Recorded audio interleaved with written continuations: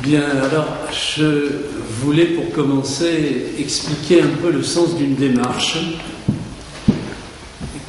qui est très générale dans ses objectifs, mais qui a suivi un parcours, et je vais tâcher de vous l'exposer brièvement. Un parcours qui part, pour ce qui nous concerne personnellement, de ce travail, par exemple, sur les marionnettes traditionnelles en Flandre française de langue picarde. Bon, travail de collectage très systématique, d'archives, etc., faisant apparaître un phénomène de la marionnette d'une extrême importance sur le Nord-Pas-de-Calais, la métropole lilloise, mais depuis on a trouvé énormément de choses à Arras, à Valenciennes, ailleurs, etc. Donc un phénomène qui se développe de la Picardie à la Belgique, wallonne et flamande, et picarde.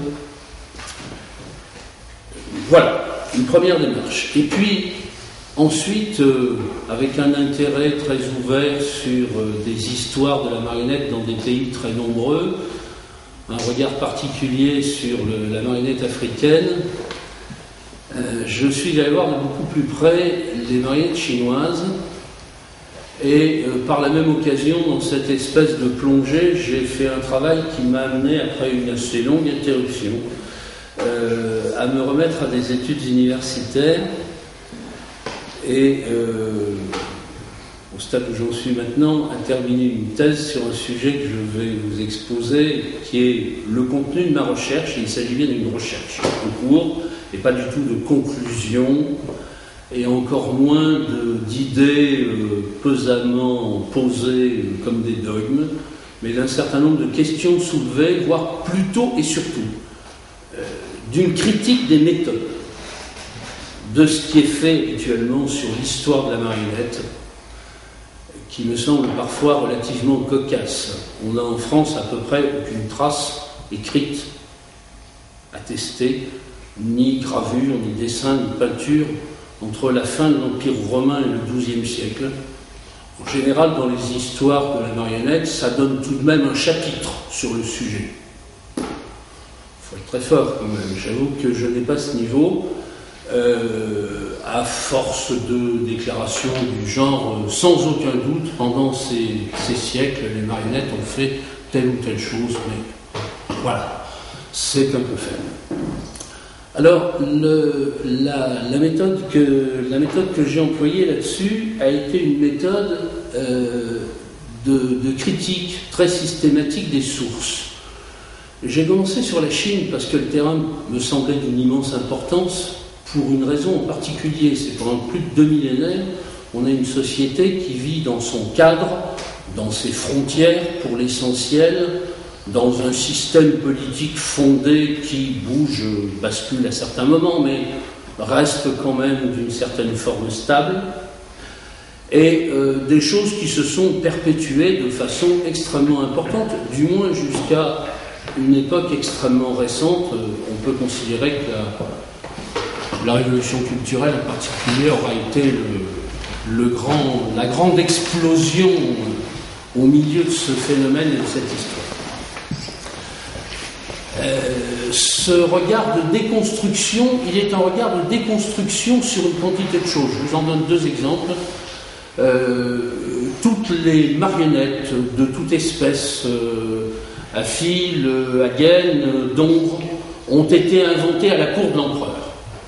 C'est bien écrit partout. Il y a là-dessus des légendes, des histoires, etc., qui d'ailleurs en elles-mêmes sont intéressantes, sont souvent porteurs d'un certain nombre de choses, avec quelques vérités, d'une certaine manière.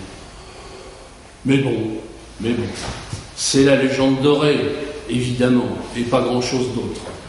Au passage, on apprendra toujours que les marionnettes chinoises de toute espèce ont été créées, manipulées et ont vécu essentiellement grâce au Han, et surtout pas chez les peuples périphériques. Évidemment, il faut presque peut-être inverser la donnée dans une recherche. En tout cas, si on veut chercher vraiment, il faut aller chercher ailleurs que dans ce qui est dit. On a un discours qui est totalement construit sur l'idéologie impériale, qui parfois est d'ailleurs repris ensuite sous les régimes suivants, cette idée ou son contraire selon les circonstances. Voilà, donc un travail de déconstruction pour aller chercher un certain nombre de choses. Et dans tout ça, ce que j'y ai trouvé, moi, c'est la très forte marque et la très forte empreinte du chamanisme en Chine sous les couches successives du bouddhisme, du confucianisme, du taoïsme, dans leur récupération, dans la façon dont tout ça s'est amalgamé, et s'est amalgamé non pas dans des églises et des écoles, mais dans la façon dont les Chinois du peuple et des villages parlent de la religion quand on leur demande de quelle religion ils sont. Les régimes, depuis 1911, ont installé des structures verticales plus ou moins sérieusement bien contrôlées sur les grandes écoles religieuses, et le Chinois qui se contente d'aller au temple pour les fêtes dit, puisqu'on ne lui a pas donné d'autres mots que le mot religion et l'autre, il dit simplement que lui, les religions, il ne se reconnaît pas dedans, ou il touche un peu à tout, comme dans un libre service, et que lui, il croit à la superstition. Voilà, selon leur forme. Bien. On verra que ce n'est pas dépourvu d'intérêt sur le sujet par la suite. Et puis enfin, deux petites remarques préliminaires.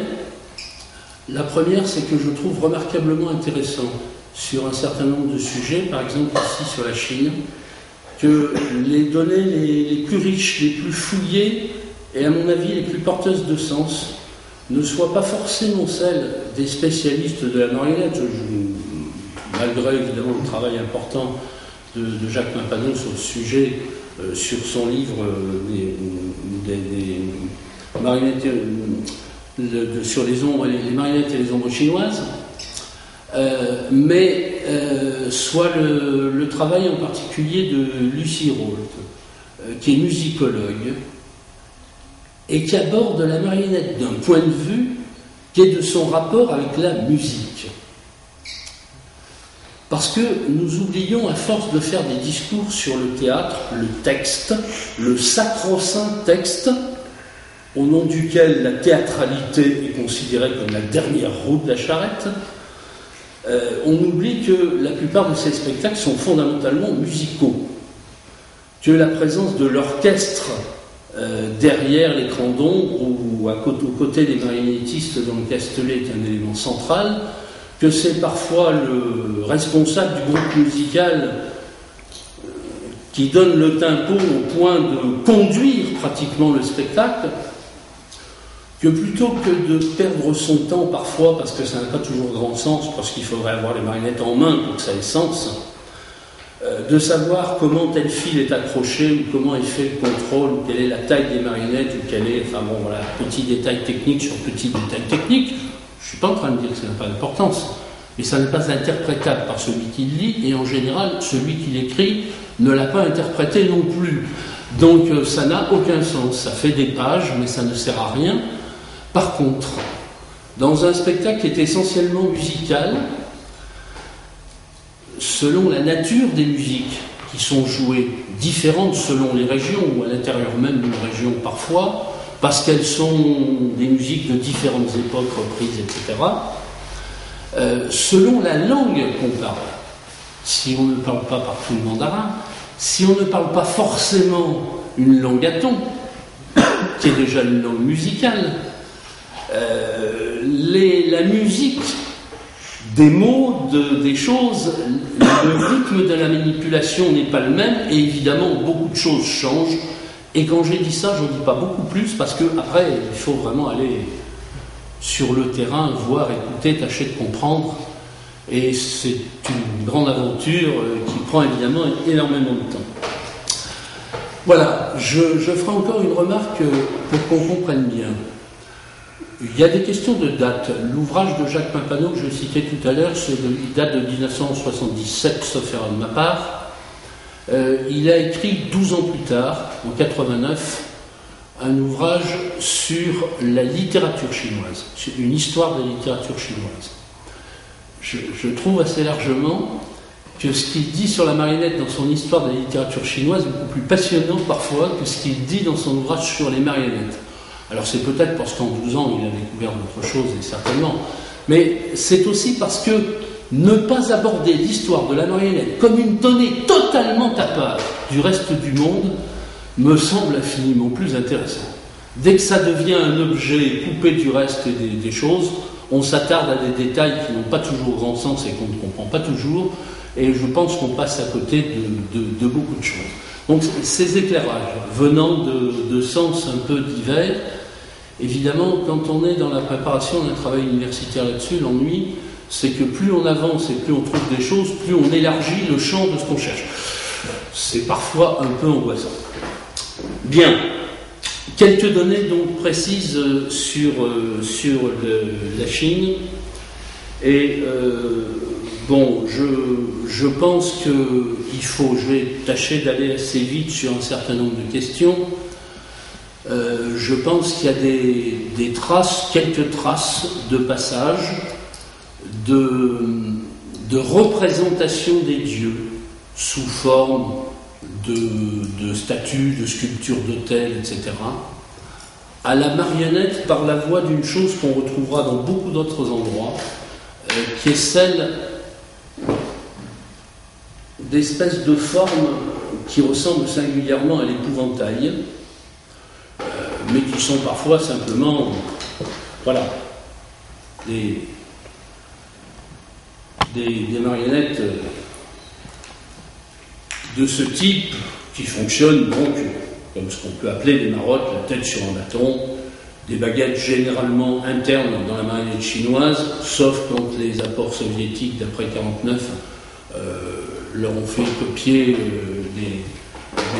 des marionnettes des pays de l'Est, mais en général c'est ce type de marionnette.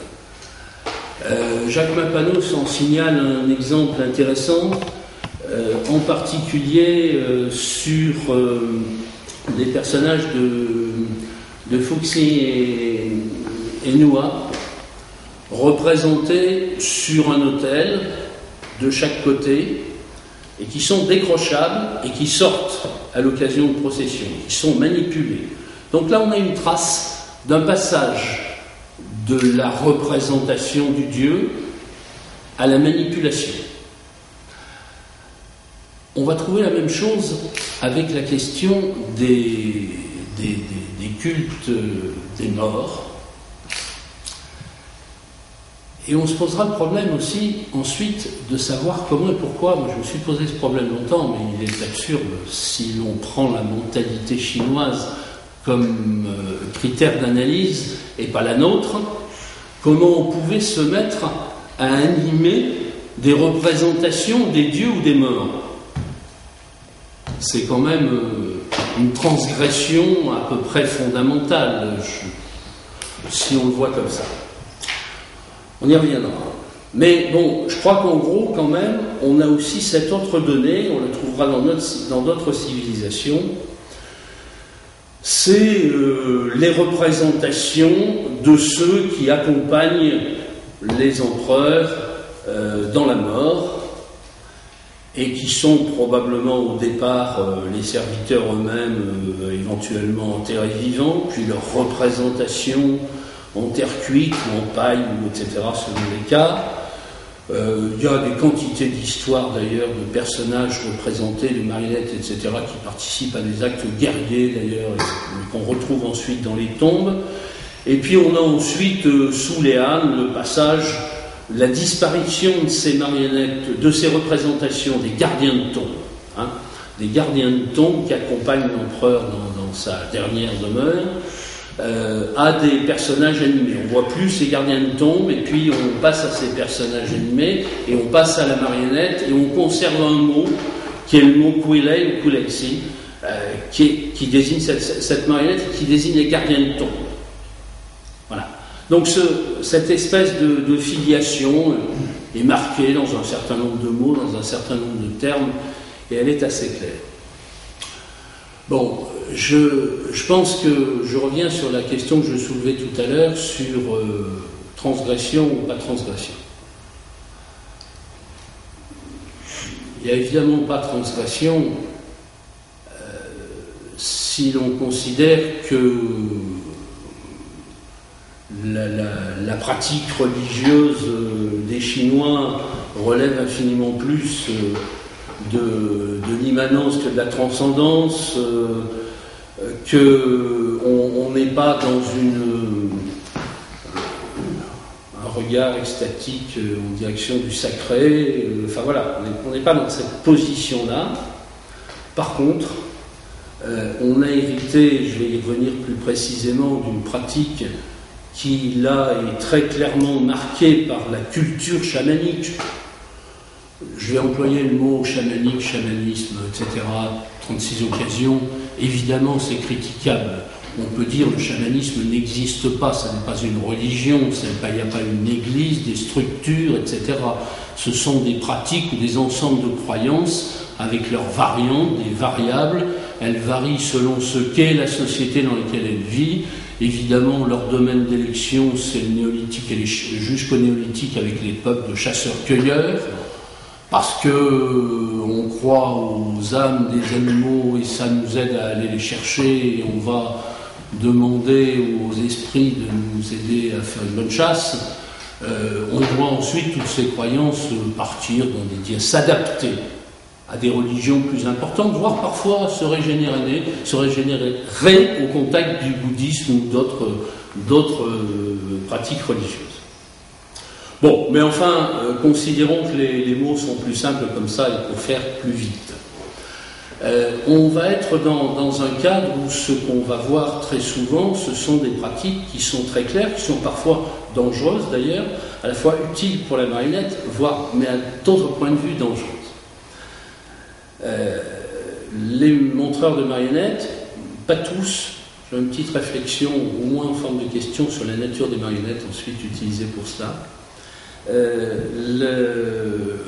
Un nombre important de montreurs de marionnettes participent à des cérémonies d'exorcisme en particulier. Alors bon, je ne vous raconte pas le détail, le classique du genre, c'est l'inauguration d'un bâtiment, d'une salle, d'un temple, d'une maison, et on joue la pièce populairement appelée Battre le chat, qui est l'histoire d'un personnage qui maîtrise un tigre, et on a jeté des bouts de viande de tigre, des bouts de viande de porc, et on analyse ensuite les traces laissées sur le sol, c'est bon signe, mauvais signe, etc. Je passe rapidement, il y a plein d'exemples de cette nature. Ça se passe hors public, ou alors c'est simplement les organisateurs qui sont présents, mais il n'y a pas de public à proprement parler. Et généralement, le montreur de marionnettes est payé plus cher pour faire ça que pour faire le spectacle public qui suit. Conséquence notée à la fois par Jacques Pimpano dans son ouvrage, mais également par Jean-Luc Pinceau dans son étude d'il y a quelques années sur l'état de la marionnette en Chine après la révolution culturelle. Il rencontre un montreur de marionnettes qui, grosso modo, se contente de gagner sa vie en faisant de l'exorcisme et qui se comporte comme un Jean Foutre parfait quand il s'agit du spectacle, parce que ça rapporte beaucoup. Ça rapporte beaucoup. Voilà, on peut avoir des revers. D'un autre côté, comprenons bien que si l'ensemble de ces pratiques est lié à la religion populaire, au lieu, au fait, aux circonstances des pratiques de la religion populaire, dans toutes ces périodes, particulièrement la révolution culturelle, où la vie religieuse a été éteinte, balayée, ou totalement écrasée, éparpillée, les marionnettes ont été avec. Et notons qu'au passage, quand même, c'est malheureusement parmi les rares grands honneurs qui ont été faits à la marionnette du point de vue de son importance, mais un certain nombre de gens s'en sont quand même donnés à cœur joie. Pour aller pas trop loin, rappelons que l'intégralité des marionnettes cambodgiennes ont été brûlées sous Pol Pot, ce qui évidemment est en soi d'une gravité moindre que les 2 millions de personnes qui sont passées. Mais quelque part, ça traduit de vraies choses sur les représentations du monde que contient ce théâtre. Bon, voilà, sur toutes ces choses-là, je dirais juste un mot rapide sur la question des marionnettes d'ombre. il n'est pas forcément établi leur relation très directe avec, enfin je veux dire, de création par le bouddhisme. Il reste quand même que les bouddhistes les moines bouddhistes sur la route de la soie, extraordinairement prosélytes, et fort heureusement, sauf exception rarissime, sans violence, ont beaucoup utilisé les images inanimées, mais aussi les images animées, pour montrer, raconter, expliquer, décrire la légende dorée du Bouddha, etc., toutes ces choses. Et puis peut-être aussi, surtout, que l'idée que le monde et la réalité du monde n'est qu'un leurre, une simple ombre sur un écran, une simple illusion, et contient à la fois le bouddhisme et le théâtre d'ombre d'une certaine manière. Hein. Voilà, mais je reviendrai sur un ou deux exemples qui montrent aussi la présence très chamanique dans un certain nombre d'endroits sur cet art et sur la marionnette. Bien, peu de choses par contre dans un certain nombre de pratiques là-dessus sur la marionnette à gaine. Et je pense que ça mérite réflexion. Je pose juste deux questions parce que ça serait trop long de s'égarer sur ce terrain-là. Bon, il semble que les mots, du moins, le mot putaré, sac de toile qui désigne la marionnette à gaine, la gaine de la marionnette, est un mot qui vient du sanskrit. Il est assez possible que les marionnettes à gaine soient venues plus tardivement de l'Inde. Voilà, c'est peut-être un motif, elles ont peut-être échappé à une influence chamanique précédente. En tout cas, elles sont rarement utilisées, encore que. Je pense qu'il faut chercher beaucoup, et même simplement dans les textes. Quand on commence à fouiller sur les marionnettes à gaine, et qu'on découvre le théâtre de M. Guo, de M. Kuo, le personnage de Guo, ou Ko, un personnage chauve, mais on pense que c'est le nom du directeur du théâtre, mais le directeur du théâtre, il porte le nom de sa marionnette vedette, comme c'est souvent le cas ici chez nous ou ailleurs. On est dans la description d'un personnage dont on ne sait pas grand-chose, mais qui peut avoir de singulières ressemblances avec des Karagueuses ou d'autres.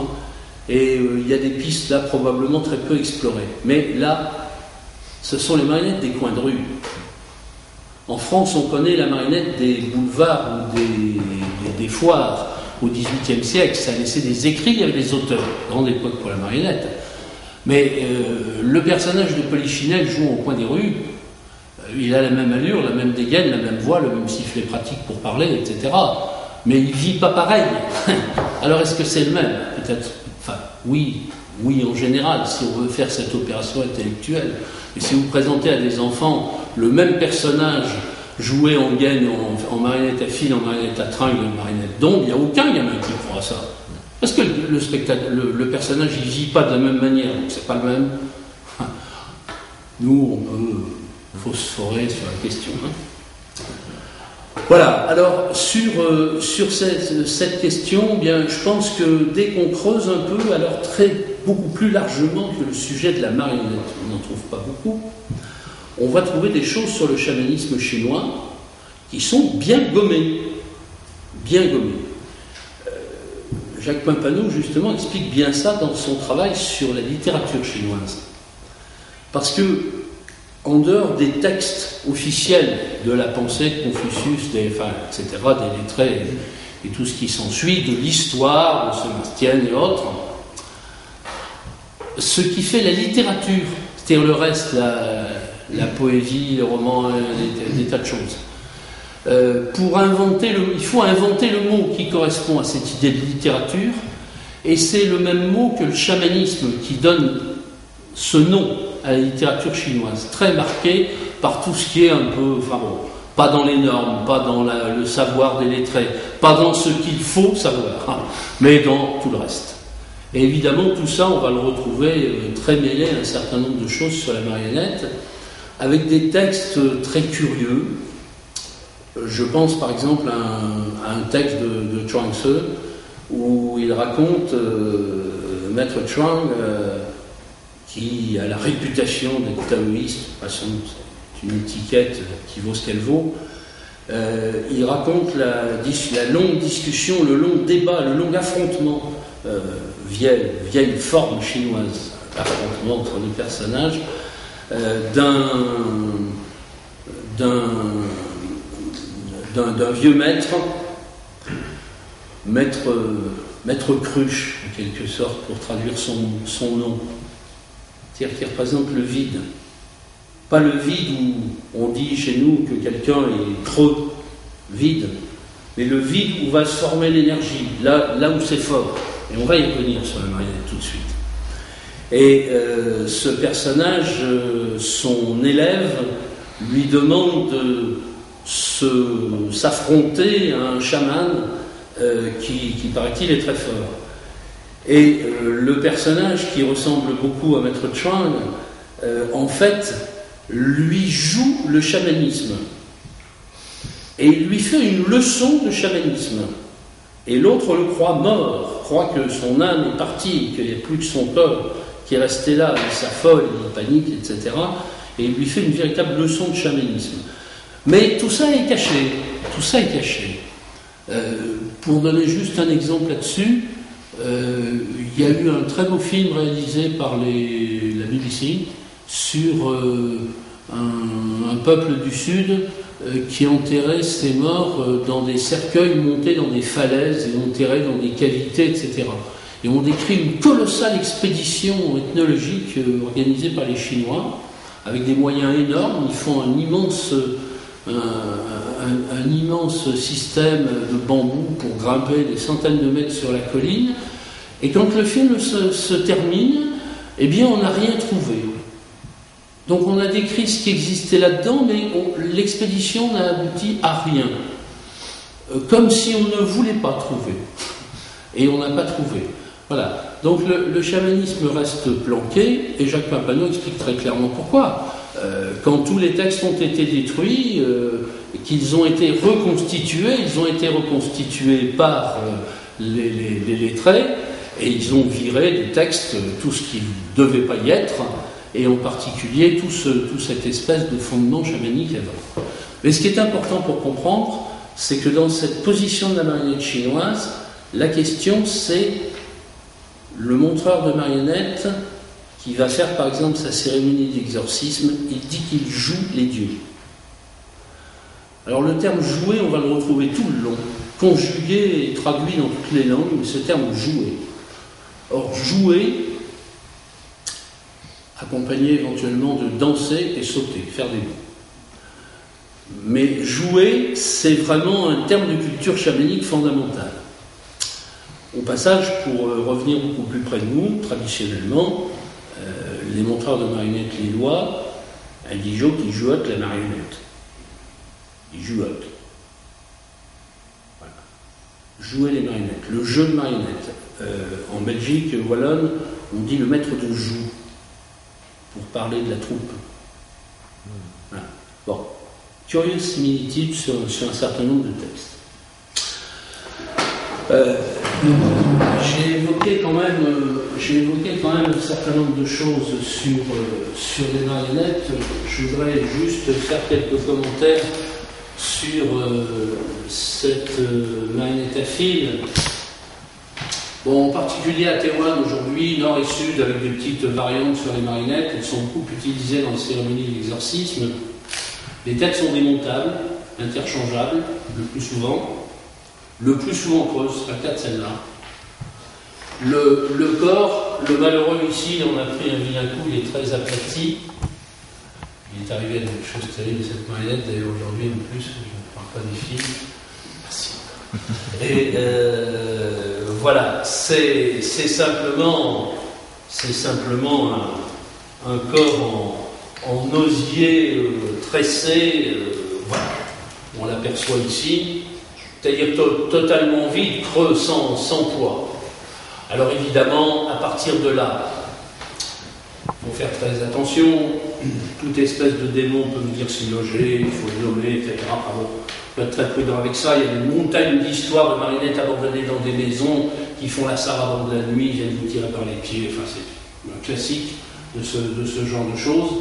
Mais aussi, tout de même, si je suis au-dessus de la marionnette, je prétends faire apparaître la présence du Dieu, de l'esprit, on l'appelle comme on voudra, dans le personnage qui vient l'habiter parce qu'il est creux et parce qu'il peut accueillir l'énergie, l'esprit, etc.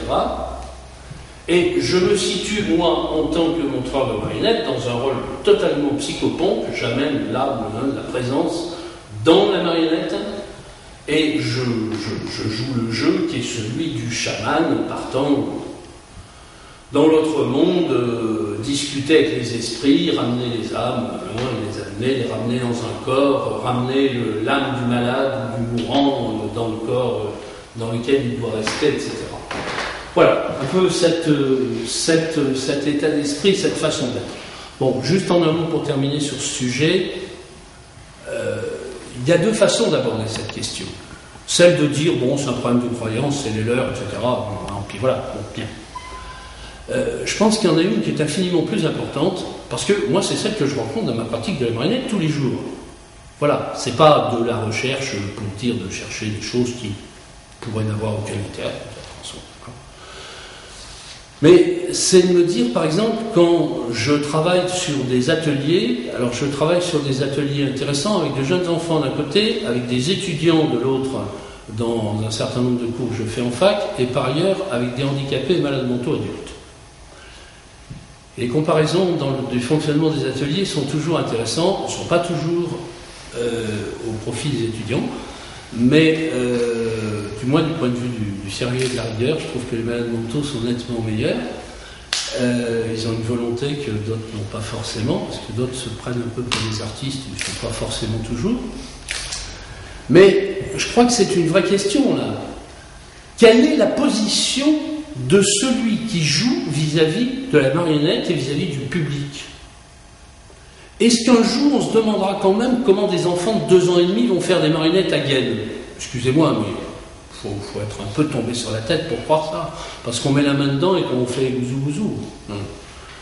Comment, avec un schéma moteur plus ou moins bien clair, un enfant très jeune va mettre un personnage au-dessus de sa tête et va croire qu'il vit alors que c'est devenu une abstraction, et va en plus le faire jouer pour des gens qui sont en face de lui devant alors que lui le voit de derrière et d'en dessous. Enfin, qui peut croire ça? Parfois ça s'appelle même la pédagogie et c'est là que ça m'inquiète. Parce que ça devrait passer par de la technique un peu plus sérieuse. Ça, il y a un moment, c'est une vraie question. Une marionnette d'ombre, oui, peut-être, un enfant, il voit sur l'écran ce que voit le spectateur, ça peut fonctionner. Hein. À un moment donné, le fait de dominer sa marionnette et d'être peut-être tête baissée, c'est très fort. Je parlais des malades mentaux, moi quand je travaille avec eux, je leur interdis maintenant de regarder, pour le moment, l'autre qui a la marionnette à côté d'eux. Parce qu'autrement ils jouent, ils oublient ce truc qui les dérange un peu, ils ont envie de poser, ils se mettent à jouer. C'est bien d'ailleurs, quelque part, pour une tempête à marionnette en soi. Mais on passe par ça. Voilà, bon, on se met dedans, c'est lui qui joue, c'est lui que tu regardes, c'est à lui que tu penses, c'est lui qui vit. Et t'es à son service, point. Et puis après, quand on aura bien maîtrisé ça, on s'amusera par-dessus sa tête à faire des blagues, pourquoi pas, certes, mais pas tout le même jour. Hein. Voilà, donc des choses, des formes, des rapports, des relations à la marionnette, de la marionnette au marionnettiste, du marionnettiste, de la marionnette au public, du public, voilà, ce système complexe, comment il fonctionne. Et le fonctionnement, moi, ce qui me surprend énormément, c'est la façon dont on le retrouve dans des textes relevant d'études d'ethnologie, dans des pratiques de chaman. Alors, je fais 2-3 remarques sur ces questions-là. Marionnette d'ombre, justement, en Thaïlande, au sud de la Thaïlande, la pratique du Nai Nam. Alors c'est une petite population qui est à cheval sur la Thaïlande et la Malaisie en dessous, qui est profondément marquée par des pratiques chamanistes, même s'ils sont partiellement bouddhistes. Ils cohabitent avec une population musulmane. Ils ont une pratique linguistique qui n'est pas le thaï officiel de la capitale, voilà. je n'ai pas encore trop bien réussi à savoir comment est-ce que les langues communiquent vaguement dans un quelconque continuum ou est-ce que c'est totalement autre. Bon. Quand on étudie tout ça, ce théâtre d'ombre, où le montreur vient s'installer avec sa petite structure en bambou, etc., pour une nuit entière, on est dans un rite qui est complètement clair. On déballe l'ensemble des marionnettes, des dizaines de marionnettes, celles qui jouent et celles qui assistent. Ce qui se passe derrière l'écran, ça se passe pour ceux qui ont payé le spectacle éventuellement, pour les musiciens, le montreur, et pour les dieux. Voilà. Et puis de l'autre côté, il y a les spectateurs. On a l'impression d'un mélange de cultures. C'est-à-dire qu'il y a l'apport des grands mythes et légendes indiennes, etc., classiques, dans toute l'Asie du Sud-Est, et des personnages en peau translucide, très fins, très beaux, très soignés, très propres. Et puis il y a la dernière roue de la charrette dans les textes, les clowns, les talons. Alors eux, ils sont très particuliers. C'est pas une de ces marionnettes que j'ai ici, c'est une marionnette indonésienne, mais dans l'esprit, elle est très proche. C'est un personnage réalisé en cuir très épais, donc non translucide. Bon, il a 2 baguettes, là, il a 2 bras mobiles. Grande différence avec tous les autres personnages, il a une bouche mobile. Et c'est un personnage qui a une bouche mobile parce qu'il va pouvoir à peu près dire tout et n'importe quoi, d'ailleurs. Grosso modo, c'est ça. Sauf que, quand on regarde les traces, espèce de canevas ou texte que laissent ces gens-là, il n'existe pas dessus. Donc, c'est comme s'il n'existait pas. Sauf que, bien sûr, s'il n'existe pas dans les textes, parce que le montreur, il n'a pas besoin d'un regard sur son texte pour savoir ce qu'il va lui faire dire. C'est le personnage qu'il a en main le mieux possible. Voilà. Donc, la parole. On reviendra sur cette bouche parce que les détails sont assez remarquables. Celui-là ne l'est pas, mais ils sont souvent fortement sexués et avec là aussi quelques fils permettant des mouvements très faciles à comprendre. Petite remarque sur la bouche encore. Ce personnage, la bouche, elle est souvent, donc un petit système de ressort, un petit je tire dessus. On a du cuir de buffle, mais la bouche n'est pas réalisée en cuir de buffle. Alors on ne sait pas, on dit pas, on n'ose pas, puis on finit par avouer dans un coin qu'elle est réalisée en peau humaine. Évidemment, ce n'est pas les marionnettes qu'on vend dans les capitales pour mettre ça dans votre salon. On va faire vous dire que c'est de la peau d'éléphant, non plus, c'est pas vrai non plus, mais peu importe. Et puis on finit par aller un petit peu plus loin dans les confidences et on finit par découvrir que non seulement c'est de la peau humaine prélevée sur un cadavre, mais en plus c'est la peau d'un phallus d'homme. Voilà, etc. Bon, alors là on commence à rentrer dans des choses assez étranges, mais quand on regarde le rituel correspondant aux croyances, mais le rituel correspondant aussi au rituel des marionnettistes, y compris des marionnettistes bien de chez nous, on a des rituels. Par exemple, dans notre façon de ranger le matériel. On ne fiche pas n'importe quelle marionnette au fond de la caisse ou au-dessus de la caisse. Enfin, voilà. Il y a des espèces de règles qui ne sont jamais écrites, mais c'est comme ça. Bon. Et on s'aperçoit que ce personnage, par exemple, le talon, le clown, et un autre, l'ermite, qui est une espèce de porte-parole du montreur de marionnettes, etc., ils sont rangés, très bien emballés, dans des papiers de charme, etc., en dessus de caisse et avec le soin le plus extrême, alors qu'ils sont les moins fragiles. Voilà. Bon. Ça traduit, évidemment, tout un tas de choses très, très, très porteurs de sens. Je fais une remarque en un mot. On trouve un certain nombre de choses en Amérique centrale précolombienne, avec les très rares textes traces de textes, faudrait-il dire, qui aient pu être conservés après le passage des Espagnols et des Portugais, mais en particulier un texte qui décrit, dans la même formule que la Chine, celui qui fait jouer et danser les dieux, qui joue et danse les dieux. Voilà. Donc clairement dans une position de chaman, faisant apparaître son personnage, le faisant bouger, danser, etc. Je cite un texte sur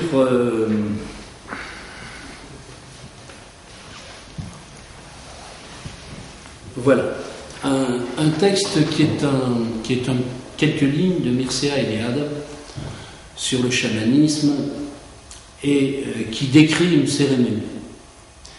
Alors voilà ce que ça donne. La yourte nouvelle est entourée, isolée. Un jeune bouleau est fiché au centre avec ses 9 degrés destinés à l'ascension. Le sommet de l'arbre, des feuilles et un drapeau sortent par le trou central en haut de la yourte. Le chaman prépare le tambour, appelle les esprits qui lui répondent. Puis dehors, il enfourche un épouvantail en forme d'oie, fait mine de voler et chante. L'oie répond par la voix de son cavalier, capture alors l'âne du cheval, hennit. Il lâche le tambour, capture de nouveau l'âne. Avec l'aide d'assistants, il tue le cheval en lui brisant la colonne vertébrale. On procède aux offrandes, on se partage la chair. Le second soir, le chaman va montrer sa puissance. On offre de la viande aux esprits, au maître du tambour, on chante. On chante ensuite pour le maître du feu. Les oiseaux de bois sont accrochés au-dessus de l'autel. Ils symbolisent le pouvoir de voler du chaman, etc. Bon, on a des descriptions de ce type avec un personnage, le chaman, qui n'est pas un prêtre qui récite la chose dans des normes, des règles très strictes. C'est un numéro personnel. Tout chaman n'égale pas tout chaman. Alors je sais bien que dans la pratique religieuse, beaucoup de gens vous diront qu'ils préfèrent aller se confesser à tel prêtre qu'à tel autre, etc. Ça existe aussi, mais enfin pas avec cette force. Là, vraiment, la personnalité du bonhomme est d'une grande importance, ses capacités et les bienfaits qu'on reconnaît à son action de même. Mais c'est un numéro, je dirais que c'est un numéro d'artiste. Et avec quelque chose de particulier, c'est ce jeu avec des objets de bois, des objets animés, des objets fabriqués, cette façon permanente de transformer sa voix, pour faire parler les uns et les autres, ces personnages, ces objets de bois, pour faire la voix des esprits, voilà, il passe son temps à maquiller sa voix, à jouer avec tout ça. Il danse, il joue, il évolue, etc. Et il a profondément, c'est très clairement attesté dans tous les témoignages, un véritable rapport fondamental avec son public, si j'ose dire public, mais on se comprend. Voilà, sur ces choses-là, et en particulier sur cette vision du chaman, bon, je fais rapidement quelques remarques sur un certain nombre de textes. Je disais tout à l'heure les textes qui ne parlent pas de la marionnette, et pourtant.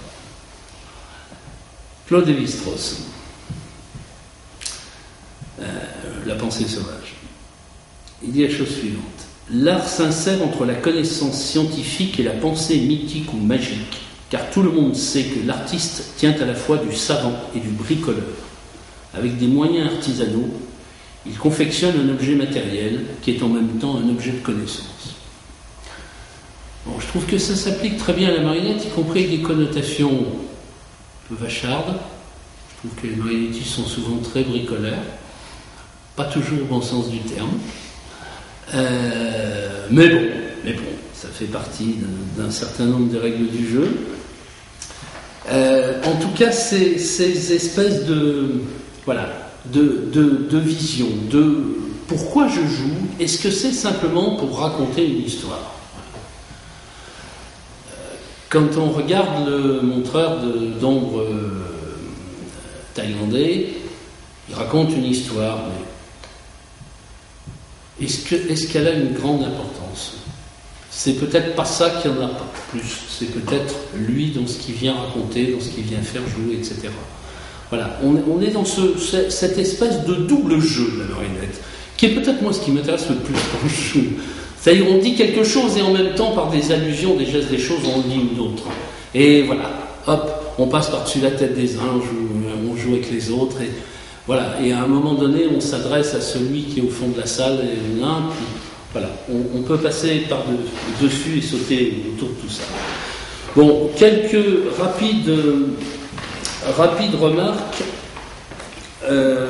sur des marionnettes africaines. Bon, je vais aller très vite, mais je voudrais apporter une autre donnée. Bon, je vais prendre le cas du Mali, pour faire simple. On a un mythe fondateur, c'est celui des Bozo, les pêcheurs d'une ethnie de pêcheurs du fleuve Niger surtout, qui semblent avoir été les inventeurs, entre guillemets. La marionnette au Mali, qui est le pays africain où elles sont le plus solidement implantées encore, les marottes et les grandes marionnettes géantes habitées par leurs manipulateurs.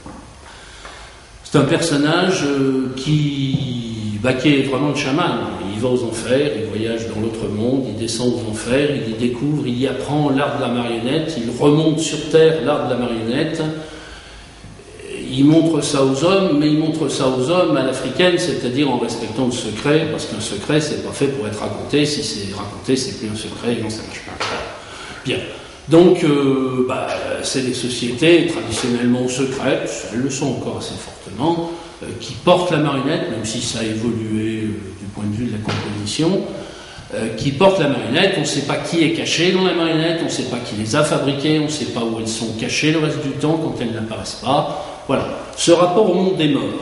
Mais comprenons, j'ai parlé beaucoup des morts, et pourtant, c'est un rapport au monde des morts et au monde des vivants, parce que c'est en même temps dans la même pensée, qui n'est pas d'opposition comme la pensée occidentale, la mort et la régénérescence. La mort de l'hiver est les premiers signes de l'arrivée ou la promesse de l'arrivée du printemps. C'est l'un et l'autre. Sans ça, ça n'a pas de sens. Voilà, donc on va retrouver ça partout, au Mali par exemple, c'est très clair. Ce rapport avec les marionnettes, elles viennent on ne sait d'où, etc. Ce sont les morts qui viennent visiter les dieux, dit-on. Mais quand viennent-ils visiter les dieux? Au moment des semailles ou des récoltes. Donc c'est la mort et la régénérescence. Et c'est les deux à la fois. Et c'est pour ça que ça a sens. Sans ça, on n'est que dans le macabre, je ne sais quoi de ce genre-là, ça ne veut pas dire grand-chose.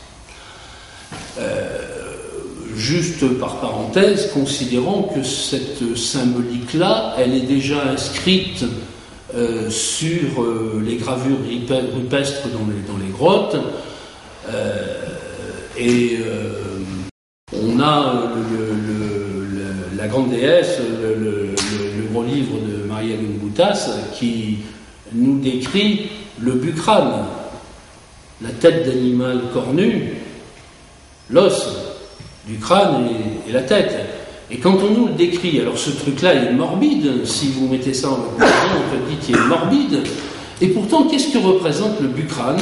Eh bien il représente de façon extraordinaire, puisque jusqu'au XIXe siècle, pour des tas de raisons religieuses en Europe, on n'a pas été capable de décrire cela, il décrit l'appareil sexuel féminin, y compris avec les cornes, les trompes de Fallope, et tout y est. Voilà. Donc on va trouver tous ces signes, tous ces symboles partout, et avec une terrible force des signes, et on va trouver là aussi des spectacles qui vont être très fondamentalement musicaux.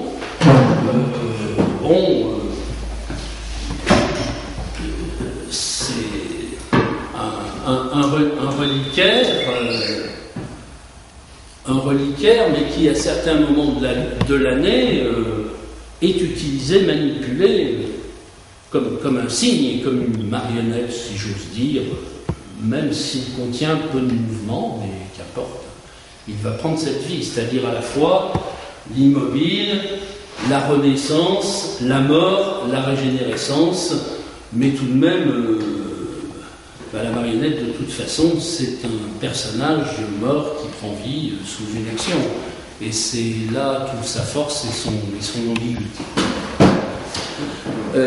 Juste une parenthèse sur le Mali, je vais le dire, avec les semailles, le spectacle de marionnettes, son nom, en bambara, il veut dire chant d'oiseau.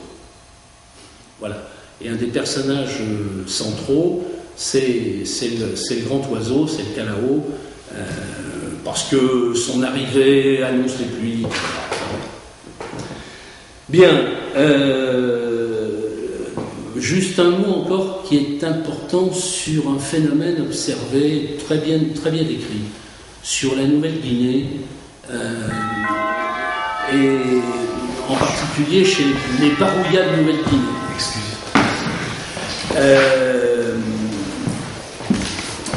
Chez les Barouillas, il y a la trace très forte d'une prise de pouvoir récente, toute proportion gardée, par les hommes dans les tribus. Il y a une histoire mythique qui dit que les femmes avaient le pouvoir et que, parce qu'elles détenaient en particulier les flûtes, etc. Tout le symbolisme phallique que ça représente. Et puis elles fichaient un tel bazar dans leur façon d'exercer le pouvoir qu'il a fallu le leur prendre bien. Et ça permet de justifier, par exemple, encore aujourd'hui, que les femmes méritent d'être battues puisqu'elles le méritent. Je ne ferai pas de commentaire.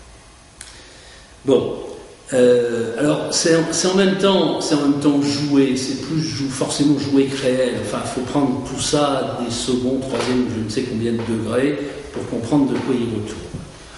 Mais, par exemple, les hommes vont participer à l'initiation, vont organiser seuls, pas participer, organiser seuls l'initiation des jeunes adultes.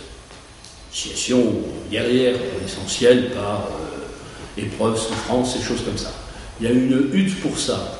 Elle est construite et elle est couverte avec des branchages très piquants et très dangereux, et les femmes s'amusent à les balancer sur le toit, sur les hommes. Dans le but de les blesser, elles y arrivent en moyenne. Voilà, ça fait plus que très mal. Et puis, les hommes vont jouer complètement la conquête du pouvoir, mais de tous les pouvoirs, y compris du pouvoir de procréer. Et ils vont dire que c'est eux qui font les hommes, puisque c'est eux qui participent à l'initiation, et on étonne que quand on est initié, quand on est un chasseur et un guerrier, avant... Pendant qu'ils participent à cette initiation, les femmes sont seules dans le village avec les enfants et elles font une espèce de cérémonie jouée qui donne lieu à des formes au moins proto-dramatiques. On fabrique des épouvantails. Alors bon, sur l'épouvantail, on considérera bien qu'il n'a jamais effrayé aucune espèce d'oiseau, qu'au contraire il sert souvent de perchoir, qui sert d'autant plus de perchoir que symbole de fertilité, il porte souvent au milieu du champ de nombreux perchoirs, si vous voyez ce que je veux dire, etc. Bon. Donc c'est une représentation qui est évidemment importante, mais on joue, c'est-à-dire on caricature les hommes avec ces épouvantails. On se moque d'eux, on en rit, on joue, on fait une espèce de théâtre satirique dans lequel on retrouve quelque chose qui ressemble à nos mannequins de Charivari. On n'est pas tellement dans autre chose quand on allait à la porte du cocu se payer sa tête avec tintamarre et bout de casserole pendant des jours, mais généralement aussi avec des espèces d'épouvantails à la main, ou des formes relevant de la marionnette, disons, pour dire vite. Voilà, toute cette histoire. Considérons quand même qu'on est dans une affaire où, là encore, les épouvantails en question, c'est les femmes qui les réalisent. Les enfants sont là, mais ils sont là juste parce qu'il faudrait que ça quelque part. Et on rentre, pour une fois encore, dans cette vision du monde de la marionnette, dans laquelle je trouve que la formule de George Sand est la plus précise. Ça n'est pas des choses pour les enfants, elle dit exactement, ça renvoie au monde de l'enfance. Ces personnages chez les Barouillas renvoient au monde de l'enfance. Mais c'est les personnages du jeu de l'ensemble de la société que jouent les femmes et pas les enfants qui assistent, peut-être c'est tout. Chez Bamara, ils assistent aussi au spectacle, ils participent bien. J'ajoute une chose encore sur un certain nombre d'autres phénomènes, en particulier chez les Grecs. Parce que on va avoir tendance à considérer que toute cette matière exotique, sibérienne, asiatique ou je ne sais quoi du chamanisme est quelque chose de très éloigné. Je me suis donné la peine de faire un travail que je vous laisserai de côté, mais sur la conception et la définition de l'âme donnée par Platon, qui finit par en donner une forme qui est celle qui est communément véhiculée sur toute l'Europe occidentale depuis ce temps. C'est-à-dire le corps, l'âme. Voilà. On est avant dans 36 âmes différentes, je vous passerai tout ça. Pareil chez les Chinois, c'est parfois encore plus compliqué. Là, on va aboutir à quelque chose de très simple, très clairement dit. Et il est très clair là-dessus, on a des traces tout à fait attestées que je vous passe pour pas être long, mais Platon va pêcher ça dans les peuples de la périphérie de la Grèce centrale, c'est-à-dire dans les peuples où la présence des chamans est importante. Et voilà, donc c'est quelque chose qui va complètement chercher là-dedans. On va trouver là aussi toute une série de choses, en particulier un texte de Jean-Pierre Vernant qui, dans La mort dans les yeux, sur les figures de l'autre en Grèce ancienne, qui nous dit la chose suivante. Il centre son travail sur Gorgo, dans ce que l'Iliade en dit, d'emblée et en elle-même. Gorgo produit un effet d'épouvante parce qu'elle se donne à voir sur le champ de bataille comme un prodige, un monstre en forme de tête, terrible et effrayante à regarder et à entendre, d'une face à l'œil terrible, lançant un regard d'épouvante. Un peu plus loin, il nous dit « Il y a au-dedans de nous je ne sais quel enfant à qui ces choses font peur. Cet enfant-là tâche que dissuadé par toi, il n'est pas de la mort, la même crainte que les mortolkeia, des croque-mitaines. » Ça, c'est Platon qui dit cette fois. Et puis, enfin, voilà une dernière chose là-dessus, très intéressante, parce qu'elle nous ramène très près de la marionnette. Pour l'enfant, Mormon est un masque, une tête. Comme on le voit dans l'hymne d'Artémis à Calémaque, ce peut être la figure d'Hermès, barbouillée de cendres, devenue pour effrayer les petits en jouant en Mormon, visage insolite, face noyée de nuit, son œil gorgonéen et le vacarme qui l'accompagne, répercuté, amplifié, déformé par un formidable écho. Chez Théocrite, Mormon n'évoque plus la face du cyclope, mais celle du cheval. À son enfant pour l'effrayer et le faire taire, sa mère lance Mormon, le cheval mort. Alors là, on retrouve le cheval, vieil élément central d'une culture chamanique. Juste quelques mots en complément sur la création de l'homme et des enfants après avoir parlé de la Nouvelle-Guinée. Vieux thème, les hommes créent leurs enfants, tout seuls comme des grands. Et bien sûr, c'est à travers ça, c'est Pinocchio, mais c'est aussi le golem de Prague. Alors avec des justifications différentes dans la pensée juive et kabbaliste, il y a un espace inévitable, un vide entre Dieu et les hommes. La communication ne peut pas se faire contre nature, pourrait-on dire. Et c'est dans cet espace qu'on peut créer en terre le golem. Et quand on marque émettre sur son front, c'est la vérité. Et si on enlève la lèvre, il ne reste que Met et c'est la mort, il est mort. Et le personnage bouge, mal, lourdement, parle très peu, très mal, mais il est quand même quelque part la parole en mouvement, pour reprendre la formule de Claudel, mais on peut le faire disparaître en effaçant la lèvre. Bon, quand on prend Pinocchio, on a quelque chose de terriblement plus complexe qu'à mon avis, il faut analyser beaucoup plus loin que ça n'a jamais été fait. Bon, d'abord, moi j'aime assez ce texte, mais quand même, il est très moralisant. Hein. Quand on se termine, il termine par une phrase qui est quand même horrible. Pinocchio regarda posé dans un coin de la poussière l'abominable petit pantin et la minable marionnette qu'il était avant. Et il dit avec mépris, voilà ce que j'étais quand je n'étais qu'une marionnette. Et il crache dessus quasiment, quoi, hein. Bon, c'est pas génial comme mise en valeur de la marionnette, contrairement à ce qu'on pense souvent sur le sujet. Si on rajoute alors autre chose sur le thème de Pinocchio, là ça va nous chercher très loin. Il y a un énorme travail d'analyse magnifique qui a été fait par Carlo Moncourt, historien italien, sur la région du Frioul, dans un livre qui s'appelle Les batailles nocturnes. Il y analyse une histoire qui a duré des siècles, de pratiques, alors je ne vais pas dire chamanique, je ne vais pas dire païenne, je ne vais pas dire je ne sais pas quoi, parce que je ne suis pas théologien. Je ne vais pas déclarer que tel ou tel sont des bons ou des mauvais chrétiens. Je ne sais pas quel titre je vais faire ça, je me demanderai. Voilà, donc simplement, observons les faits.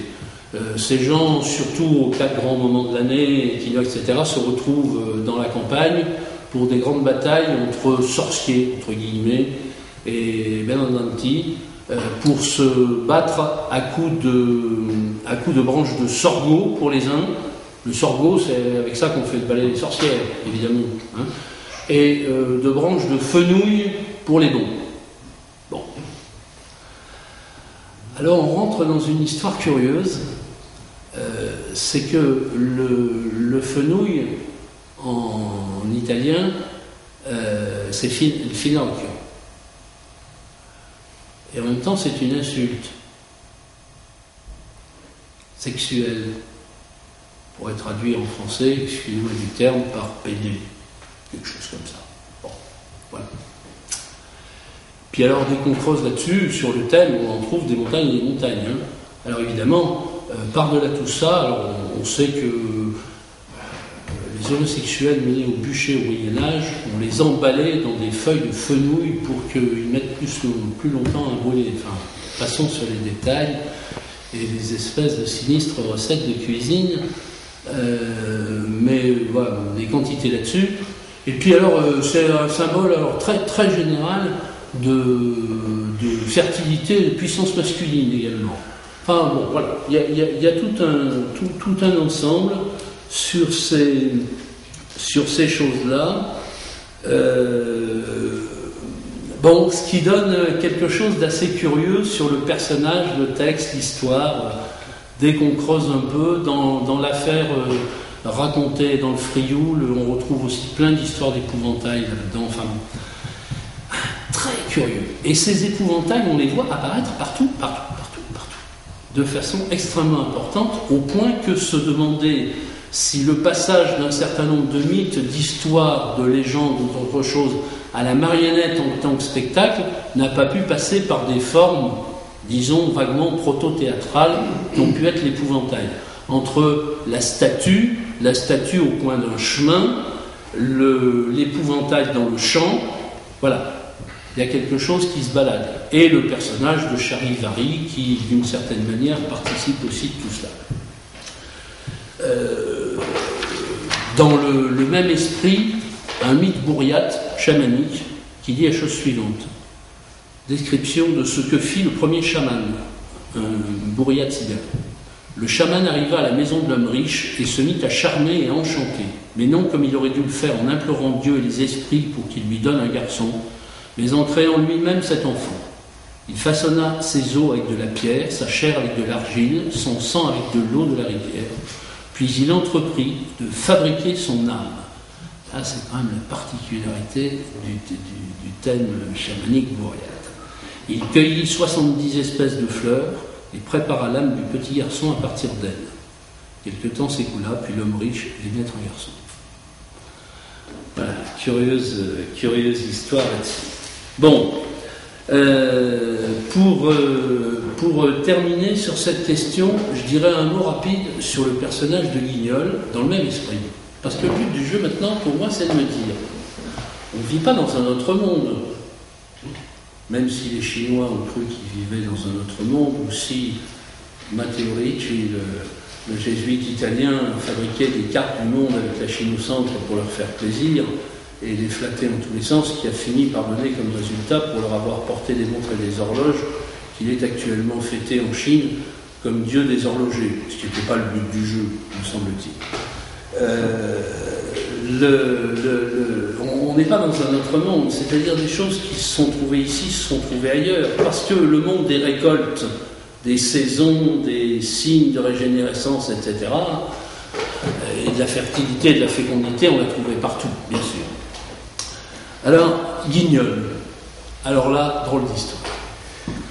Dans un énorme bouquin qui s'appelle Les fins facétieux de Merceron, au moins 900 pages, on nous parle d'un tas de saints imaginaires, folkloriques, enfin bon, plus ou moins reconnus à des époques, marginalement, ou plus, ou encore, enfin bon, c'est assez complexe.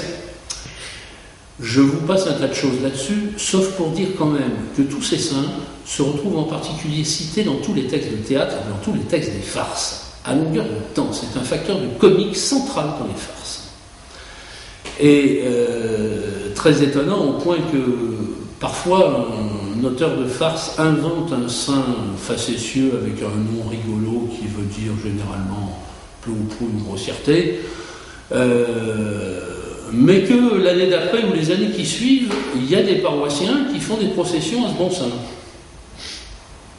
Voilà, c'est que quand même entre le monde de la pratique religieuse populaire et le monde du théâtre, de la vie, mais tout est théâtre, y compris l'exécution des condamnés, y compris, enfin voilà, l'enquête et la séance de torture parfois. Bon, tout est théâtre dans tout ça. Or, on voit apparaître tous ces personnages de saints. Alors, il y en a un qui est très étrange, c'est Saint Guignolet. Évidemment, quand vous lisez ça et que vous avez un rapport à la marionnette, Saint Guignolet, bon, voilà. Puis quand vous cherchez un peu, vous voyez une image, et vous voyez un personnage avec une grande robe de bure marron, et puis un grand bâton qui dépasse. Ça fait curieux quand même. On dit, tiens, marrant. Bon, et puis on cherche un peu. Et puis on s'aperçoit que le saint en question, alors sous des noms avec des variantes,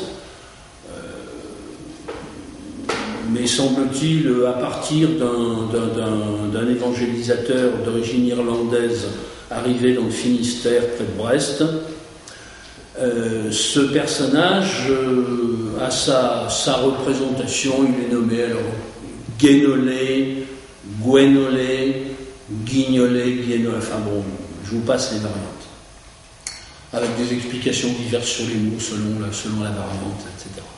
Bon, sauf que grosso modo, lui et pour d'autres saints de cette même nature, on est sur le mot guigneret latin, sur le verbe engendrer.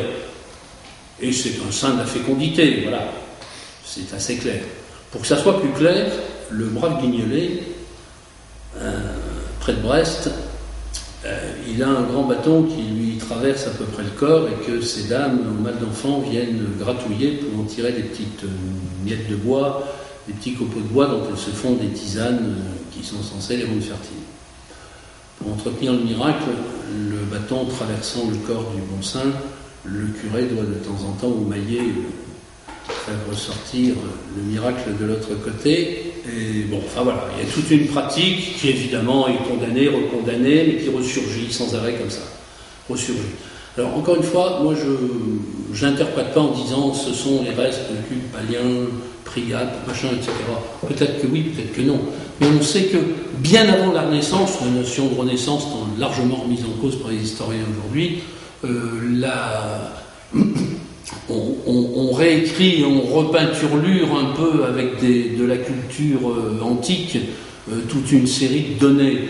Et on va évidemment rechercher un certain nombre de saints. Mais ça ne prouve pas du tout qu'il y ait eu une continuité entre la fin de l'Empire romain et le Moyen-Âge. Ça prouve qu'on est allé rechercher un certain nombre de choses ici ou là. Voilà. Et ce personnage, bon, il apparaît là. Il y a toute une série d'entrées, surtout tout un secteur, jusque vers la Loire, la région parisienne, les pays de Gargantua d'ailleurs, hein, au passage, très souvent. Et puis alors après, bizarre. Si on étudie l'histoire officielle du Guignol, il y a quand même des choses troublantes si on ne veut pas se contenter de dogmes. En 1808, Laurent Mourguet crée Guignol. Mais c'est bidon. On sait pourquoi. Parce qu'en 1908, un de ses successeurs a un théâtre en dur, il veut faire un centenaire pour ouvrir sa salle, etc. Donc il dit que Guignol a été inventé en 1808. C'est probablement plus tardif, mais bon, on ne sait pas trop, et puis on ne connaît pas. Bien, donc ça tient pas debout. Autre chose, en 1818, donc à peu près probablement à la date où Mourguet doit inventer son personnage, Auguste Gantler à Paris, aux Champs-Élysées, ouvre un théâtre qu'il appelle le théâtre du Vrai-Guignolé. Et alors, ils étaient connectés ensemble, je ne sais pas comment, on commence à circuler l'info, ça semble douteux. Alors il y a une source possible, c'est une pièce de Dorvigny qui s'appelle, où le nom de Guignolet est cité, qui a pu jouer un rôle. C'est pas impossible, mais c'est pas contradictoire, rien ne s'exclut, encore une fois, il ne faut pas forcément dire c'est ça ou c'est ça, c'est blanc ou c'est noir, c'est infiniment plus complexe. Les gens ont pu faire des jeux de mots, des emprunts, tout est possible. Des erreurs aussi. Bien, donc ce personnage, il apparaît en ce début 19e siècle, sous des noms proches, Guignolet, Guignol, Guignoléa, et bon voilà, et d'où il peut venir. Alors là, on n'a pas encore trouvé le passage d'une représentation de Guignolet, comme c'est le cas sur Nuxi, etc., en Chine, entre l'hôtel ou le lieu de prière et l'utilisation sous forme de marionnettes. Mais voilà, ces traces sur les marionnettes plein et partout. Un texte, pour vous donner une idée et qu'on se comprenne bien là-dessus, un texte que je trouve très beau, qui est de Lemercier de Neuville, qui décrit la pratique de la marionnette autour de lui. Et il en dit la chose suivante, il s'agit de marionnette inquiète. Dès que le rideau est levé, il n'y a plus de directeur, plus d'auteur, plus de comédien. Tout cela est remplacé par un monde nouveau créé subitement, qui a sa vie particulière, ses passions, ses audaces, ses défaillances. L'opérante disparaît pour faire place à deux personnages dont l'un est sur la main droite et l'autre sur la gauche. Chacune de ces mains est un être à part ayant une voix et des mouvements distincts. Quand la main droite parle, la gauche écoute et s'apprête à la réplique. L'opérante qui change sa voix, suivant la main qui s'anime, est devenue un être passif, un instrument. Ce n'est pas avec sa volonté qu'il fait remuer les bras ou la tête du personnage qui est en scène. Au contraire, c'est le personnage qui est en scène qui l'oblige à lui prêter ses doigts et ses paroles pour avoir la vie. Chaque main est un être pensant. Ce petit être né fortuitement, sans enfance, sans vieillesse, n'a d'autre âge que celui qu'il paraît, une fois son rôle terminé. Il rend son âme à l'opérante et redevient ce qu'il était avant, une poupée inerte, sans corps et sans voix. Le commentaire qu'en fait Bensky, remarquable commentaire.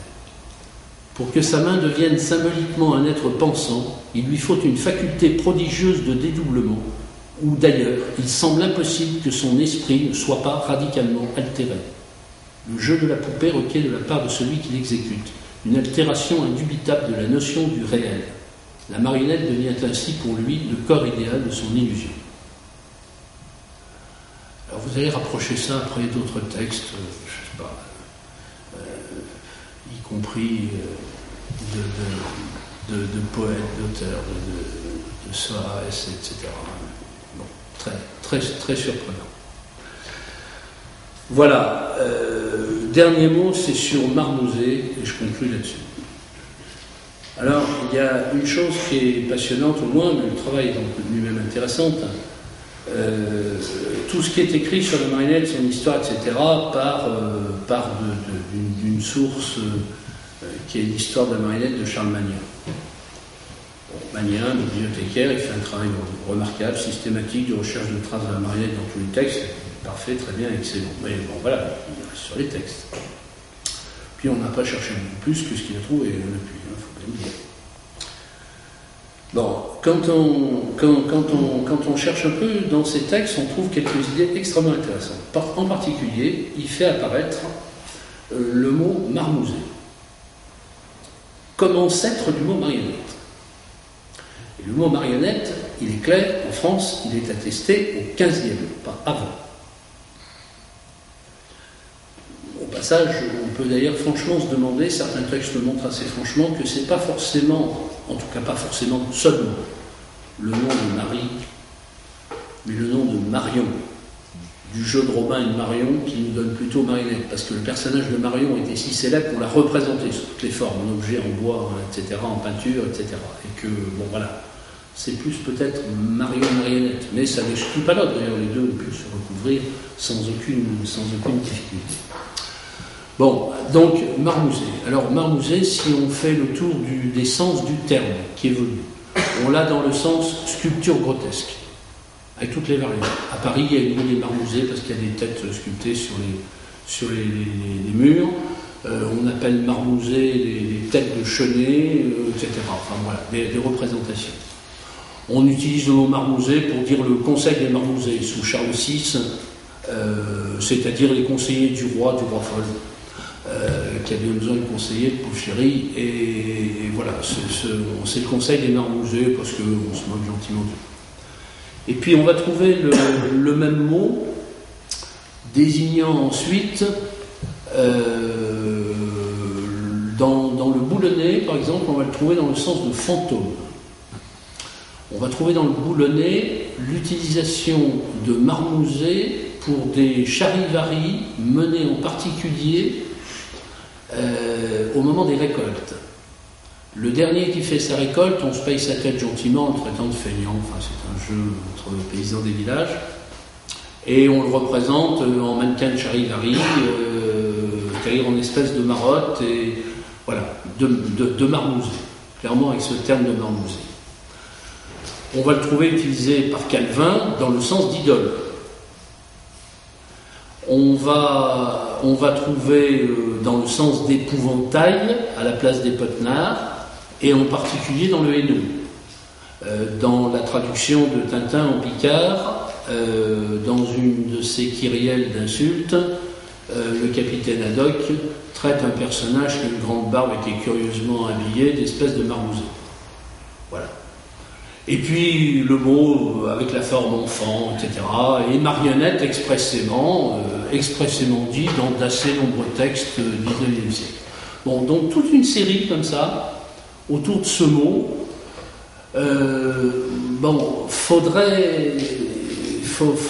Il faut chercher à réfléchir à un certain nombre de choses là-dessus, parce que ce terme est donc antérieur à marionnette, il a toutes ces variantes de sens sont intéressantes et probablement porteuses de pas mal de significations, et ça mérite une certaine attention, mais j'en reste là-dessus pour dire une chose en conclusion, c'est que dès qu'on commence à chercher sous une autre forme, y compris dans l'histoire du théâtre en général, de l'art dramatique en général, dont en moyenne on exclut la réflexion sur la marionnette, comme si c'était pas dans le sujet.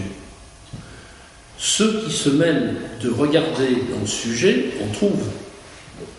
Alors évidemment, quand on reprend tout ça sur un certain nombre de termes et de formes, il est assez clairement établi qu'effectivement, Cassin et Nicolette, comme chant de fable, est une forme pour marionnettes, conteurs et chanteurs, musiciens, et que c'est peut-être la forme qui a été conservée parce que c'est l'espèce de satire de la forme populaire par un lettré, où tout est poussé à l'extrême dans le cul par-dessus tête, hein, pour que rien ne tienne debout en quelque sorte, et que Nicolette ait les yeux bleus soit blondes et porte un nom chrétien, et qu'Aucassin, comme Alcacine, porte un nom sarrasin et soit quand même plutôt un franc trouillard qui n'ose pas trop se lancer dans l'aventure.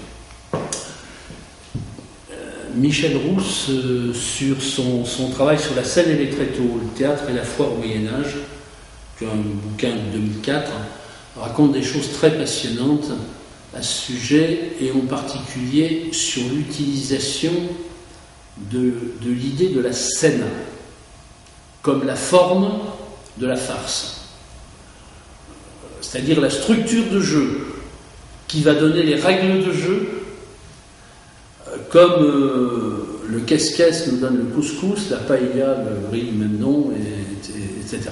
Hein, le contenant qui nous fait le contenu et le plat. Il nous explique une chose très étonnante, c'est que dans l'analyse de la scéna, c'est-à-dire le rideau de fond, parfois les deux tours de côté, avec l'idée des tours de château, et dans une des 3 représentations du Moyen-Âge de marionnettes, celle du Castelet, au sens premier, avec les tours, une forme qui a fort peu évolué, et dont il finit par nous dire qu'on peut très franchement se demander si la forme de la scéna qui a donné plus tardivement la farce n'est pas la forme du Castelet au départ, et que ce n'est pas le Castelet qui anticipe sur la farce, comme éventuellement la marionnette chinoise anticipe sur l'opéra.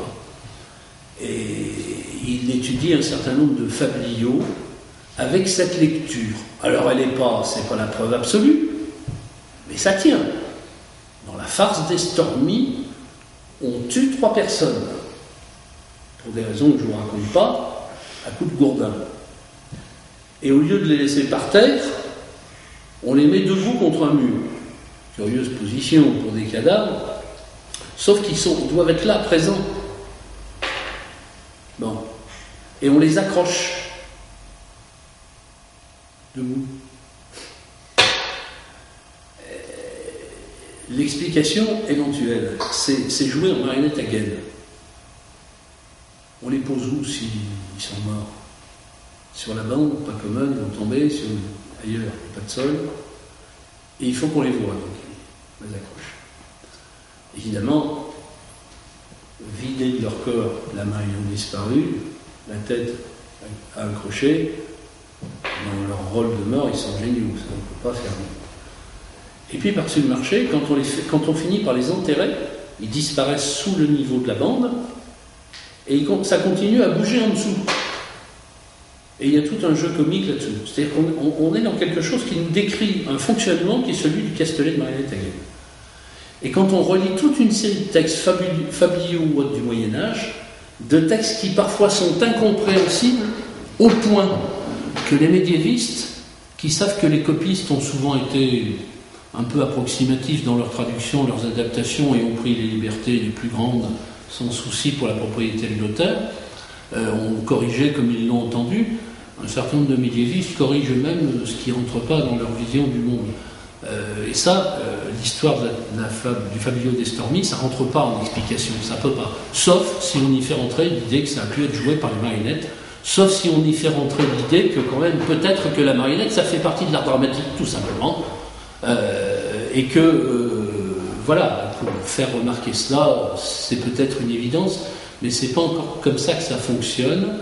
Par contre, dès qu'on commence à ne plus étudier la marionnette comme un fait à part, mais la voir dans un ensemble beaucoup plus vaste de problèmes de société, moins de celui du théâtre, on fait des découvertes qui sont sans doute plus intéressantes que de chercher le nez sur des choses déjà trouvées depuis longtemps et qui ne changera pas, sauf dans de vagues commentaires.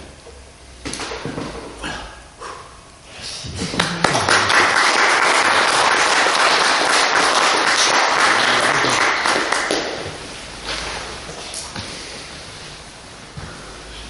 Je crois que nous avons quelques minutes pour de très courtes questions.